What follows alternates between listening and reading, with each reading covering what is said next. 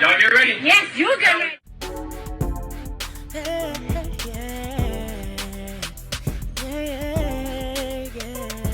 If you want the latest news in the streets, join us and tune in for the tea. Breaking news with integrity. So tell your friends and your family.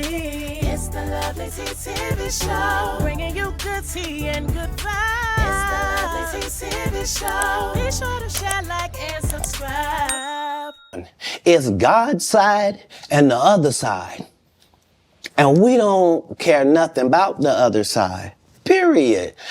All of these big dick deviants is all catching hell in 2024. It's up for all of them. It don't matter if you Diddy or whoever you is. T.D Jakes, any of them. All lies will be exposed. That's all.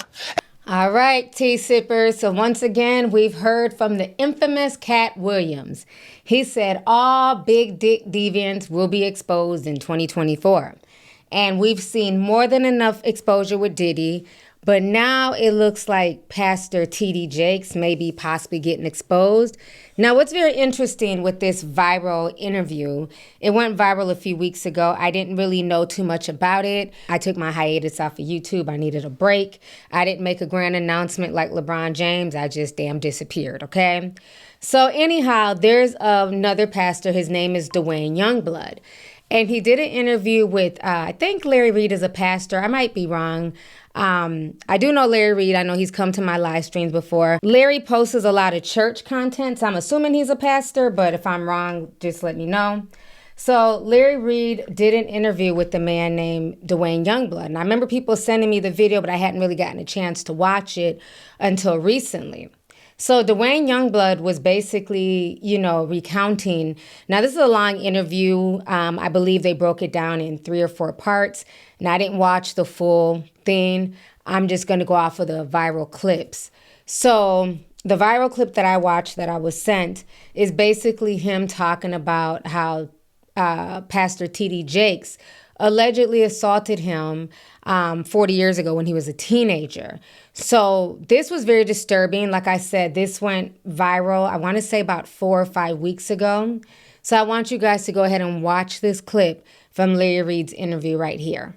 We befriended kind of close with Bishop Jakes. And we decided in one of the times he was there, it was going to be his birthday. I was able to convince my mother to let me drive her car as I didn't have a vehicle. I said, well, we're going to take him out to eat. I want to drive your car. And so we did. We took him out to eat. And it was decided after we were done taking him out to eat that I would be the person to take him back to his sleeping place, which at the time there was a lady named Sister Giles. She always wanted to house and take care of him when he came to that church. And so I came in there, drove him to eat, and then took him back to her home. Well, after taking him back to her home, he says, come on in, let's talk. You can't even imagine being 18, 19 years of age. This person is killing it. And they're saying to you, come on in, let's talk. And so I did. I went in. We sat down at a very long dining room table in a room that she had. And for 2 hours, it was unbelievable.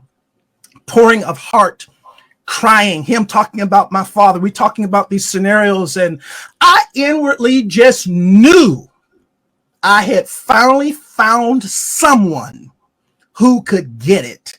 Someone who understood. I'm sitting at this table, and for the first time talking to any man, I got tears coming down my face because somebody gets me. Somebody understood what I was going through.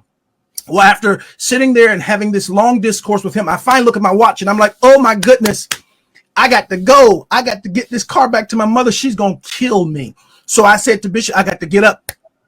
And I got up from the table. He got up from the table. He walked around toward the way I had to exit quicker than I got over there. And when I started to walk past him, he pulled me to himself, wrapped his arms around me and tried to kiss me. And in that moment, I literally died. I could not. I tell you, to this day, I can't remember how I got out of that place. But I remember driving home with all kinds of crazy thoughts and what in the world am I going to do now? And I finally get home, get in the house, get in the bed. I'm going to try to go to sleep. And I get to sleep and get up in the morning. And in the morning, I step into our bathroom and my home phone rings. My mother answers the phone and she says to me, Wayne, it's Elder Jakes. And I get on that phone. And when I get on that telephone, I can hear water. He is sitting in a bathtub. And in that thing, he says to me, without any hesitation, there's 3 things I need you to do. The first one is, when I come to Pittsburgh, you're going to be the only person I sleep with. The second one is, you can't sleep with anybody else because I don't want to give my wife anything. And thirdly, I will take care of you the rest of your life. I can't to this day remember how I got off that phone, but I do know I made a decision that I wasn't going to the service that night. And eventually I told my mother, I'm not going to go to the service tonight. She says, no. You know, we got a rule in this house. If we go, you go. I never told her what he had done. I went to church, and the most humiliating thing imaginable happened that night at church. Bishop Jakes, getting up to preach, speaks into that microphone.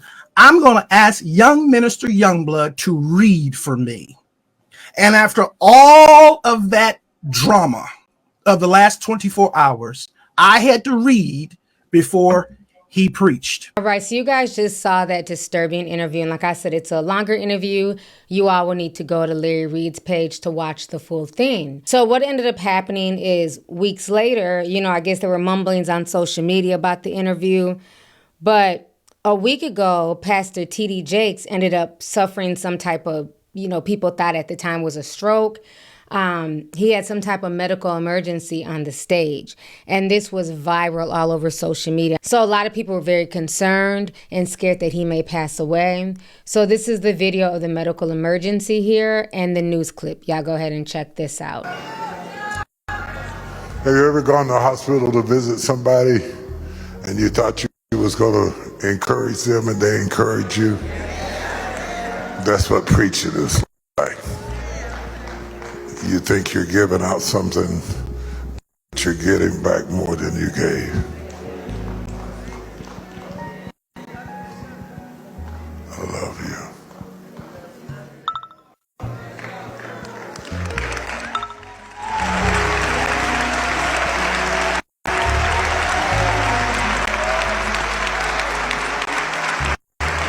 Now, Lord, let the words of my mouth and the meditations of my heart be acceptable in thy sight. O Lord, my strength, my redeemer. Let them go in peace.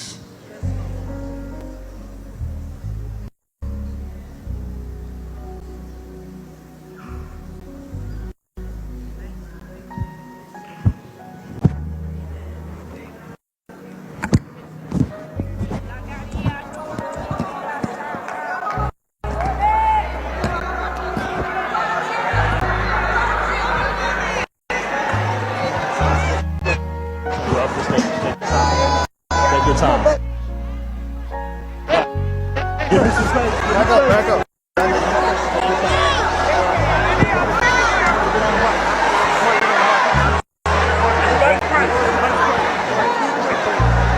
Everybody begin to pray. Come on, stretch your hands this way. Father, in the name. A superstar pastor recovering after suffering an apparent medical emergency on stage in Dallas. O Lord, my strength, my redeemer. Let them go in peace. Bishop T.D. Jakes lowering his microphone and sitting in silence for 20 seconds before clergy rushed to his aid at the Potter's House Church. In the live stream recorded and posted to YouTube, members of the congregation heard shouting as Jakes remained motionless. The cameras eventually cutting out. Everybody begin to pray. Come on, stretch your hands this way. In a statement, the church writing the pastor had a slight health incident, adding that he received immediate medical attention and is under the care of medical professionals. It was a pleasure. The energy of this weekend service notably low for one of the most widely recognized pastors in the world. Getting into your purpose doesn't always mean getting into your comfort. Jakes leads a congregation of 30,000 members and has 6 million followers on Instagram alone. Nothing you've been through has been wasted. His message and vitality earning him millions of clicks on his YouTube videos, including this one racking up almost 10 million views. Everything is a rhythm. God is a rhythm. Breathing is a rhythm. In addition to guiding his followers in spirit, he's a savvy businessman, authoring more than 30 books. 10 women of the Bible who changed the world through prayer. Selling Bibles, oils, and apparel online, and hitting the red carpet for movie premieres. In 2021, Jakes launching a sermon series on Sean Diddy Combs' Revolt TV, years before the rapper's highly publicized arrest. Following the incident on stage, Jakes' daughter and son-in-law later providing this update. Today could have been a tragic day, but it wasn't. By the mercy of God, by the grace of God. Bishop is doing well. He's recovering well. He's under medical care. He's strong. We're trying to get him to sit down. He's the strong bishop that we know.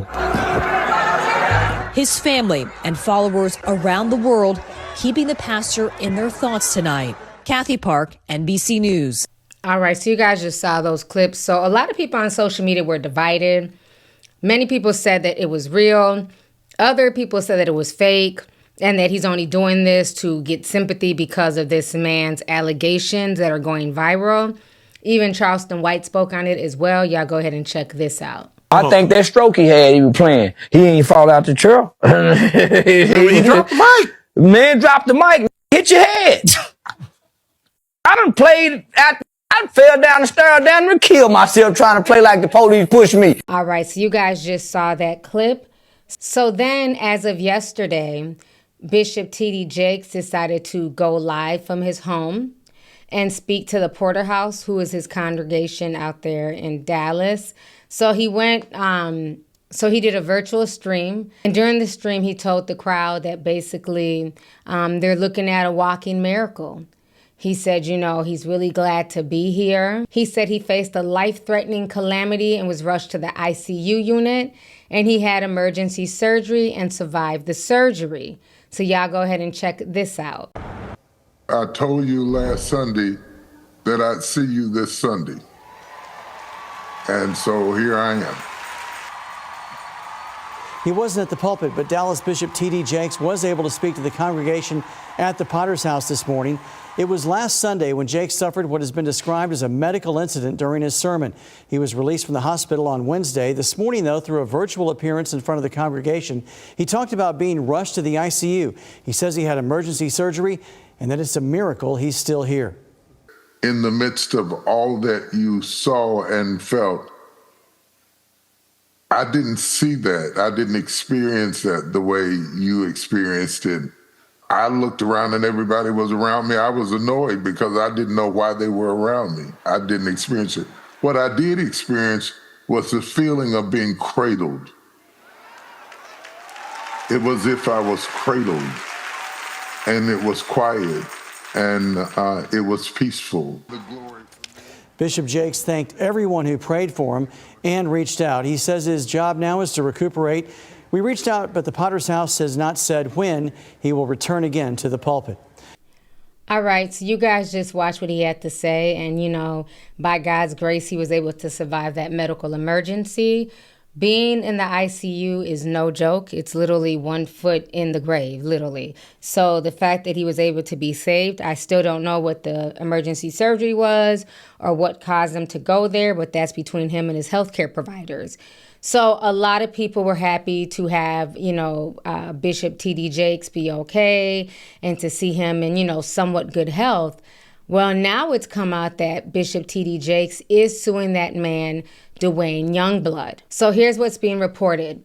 A lawsuit filed shortly after Jakes experienced a slight health incident while preaching aims to clear his name and halt what Jakes' legal team describes as an extortion attempt. Because when he had his medical emergency in church, a lot of people were joking and saying that, he's scared about the truth coming out. This is proof that this man, everything that Duane Youngblood was saying is true, and it's causing him stress. So shortly after that, T.D. Jakes filed the lawsuit. And so this is what's being reported.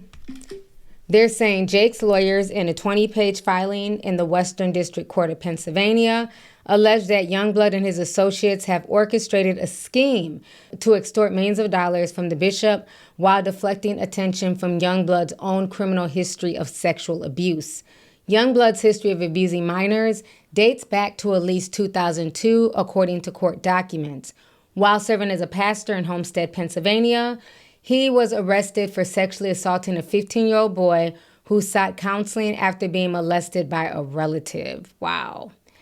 Then they're going to say Youngblood pled guilty in this case, as well as subsequent instances involving inappropriate behavior with teenage boys between the years of 2009 and 2011.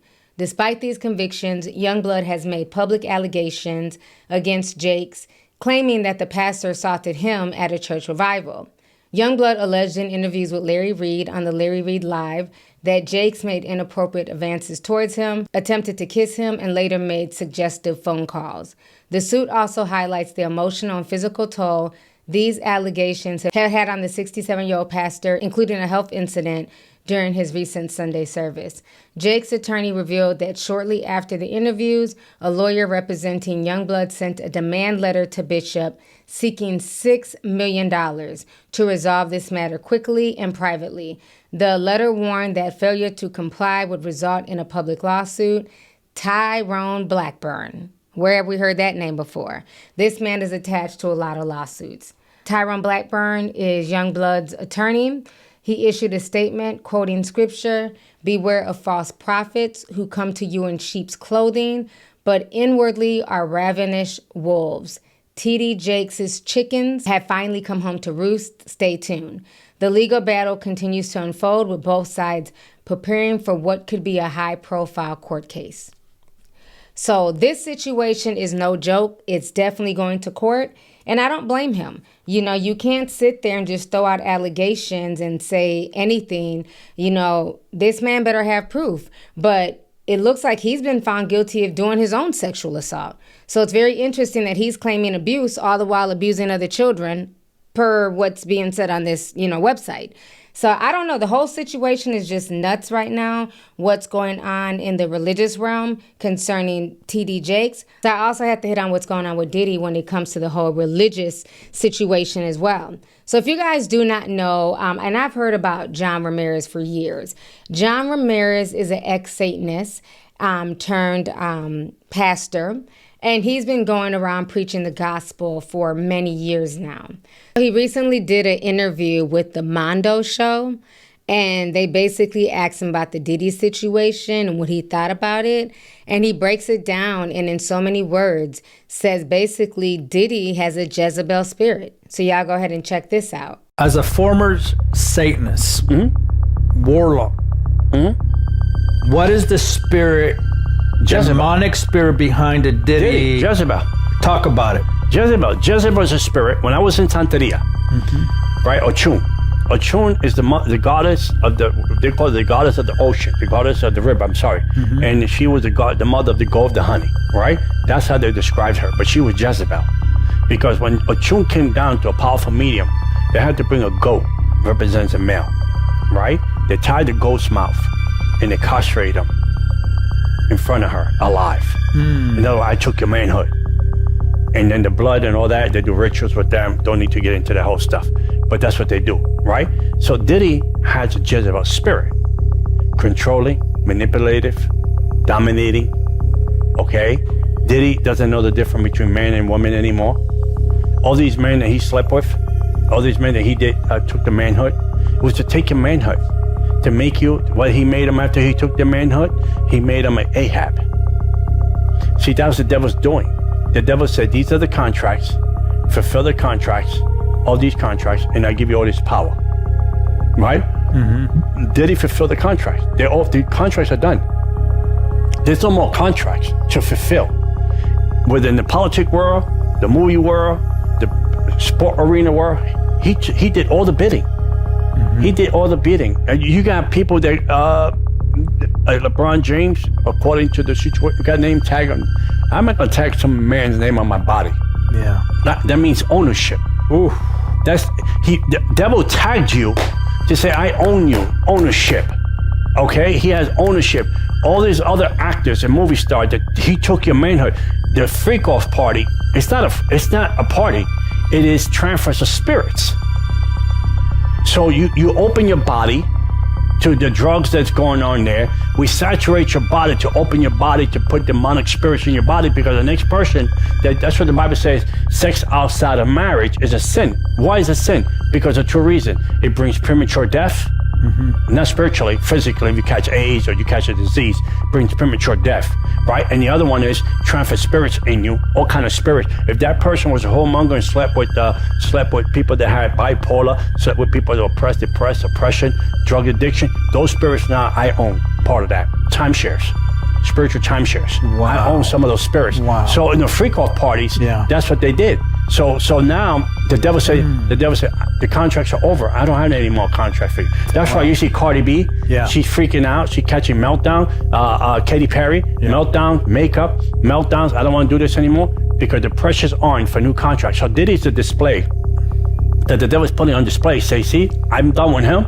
I don't need him more. Now I'm going to destroy him. Right? Because that's what's going to happen. Yeah. Remember, mark my words, it's going to happen. The devil don't want to give him any new contracts. Now that brings fear into Hollywood. That brings fear into the music business. Am I next? Am I the one that's going to be exposed next? Am I the one that's going to be put on display? Am I the one the devil's going to take out? So the devil said, no, I won't take you on one condition. Give me new contracts. Here's a new contract. Do this, do this, do this. Now they have to do it.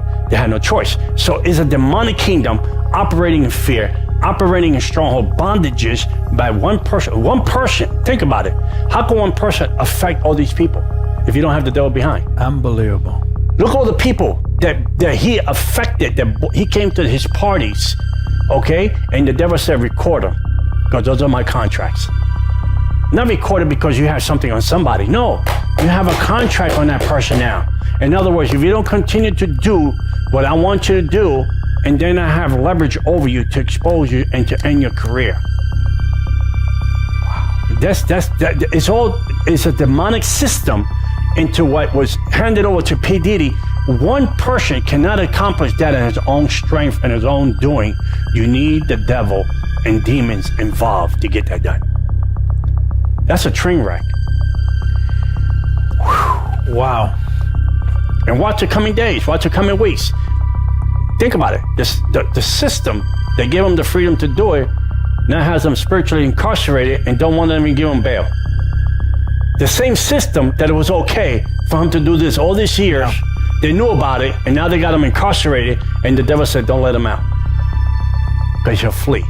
Don't let him out. I need him to be an example. It's going to be worse than Epstein. Worse? Epstein was suicide. It wasn't suicide. They killed that guy.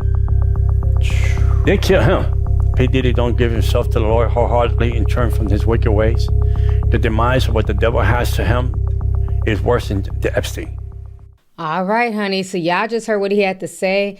And he's been saying a lot of the stuff that I've been saying here on my channel for years, you know, especially with the drinking and the drugging and stuff like that. As we all know, you know, alcohol, another word for alcohol is spirits. And a lot of times when people get drunk, they get outside their body, and it's a portal. It's a way for spirits to come into you. This is why Diddy was so big on, you know, drugging people and making sure they were drunk and high, because your body becomes more susceptible. You're not able to fight people off. You're not able to think clearly.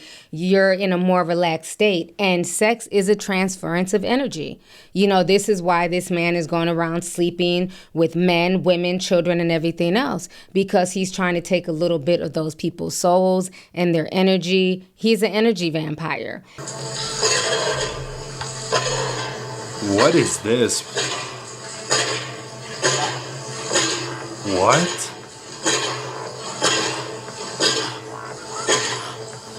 They came out to collect everybody's phones. That's when I said, I'm going to the car. Y'all got it. Because I seen the Diddy guy holding hands with two vampire-looking dudes, like they was off Twilight. You feel me?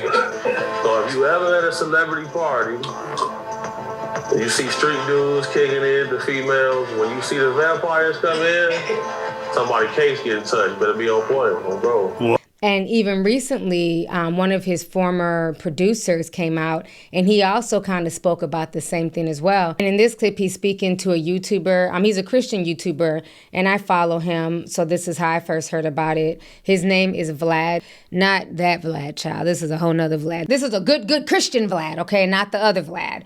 But he's interviewing him, and this is Diddy's ex-producer, and he's now a pastor as well.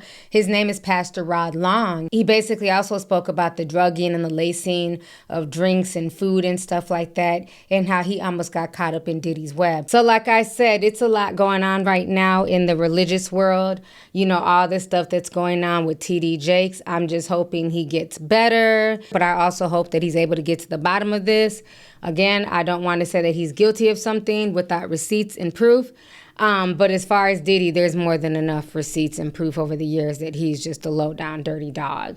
But let me know your thoughts, T-Sippers. What do y'all think about both of these stories? How do y'all feel about this whole drama that's going on with T.D. Jakes and him, you know, going forward and suing Duane Youngblood? And then last but not least, how do y'all feel about Diddy and a possible Jezebel Spirit being inside of him?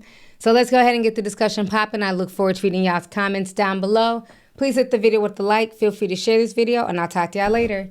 Deuces. If you want the latest news in the streets, join us and tune in for the tea. Breaking news with integrity. So tell your friends and your family. It's the Lovelyti TV show, bringing you good tea and good vibes. It's the Lovelyti TV show. Be sure to share, like, and subscribe.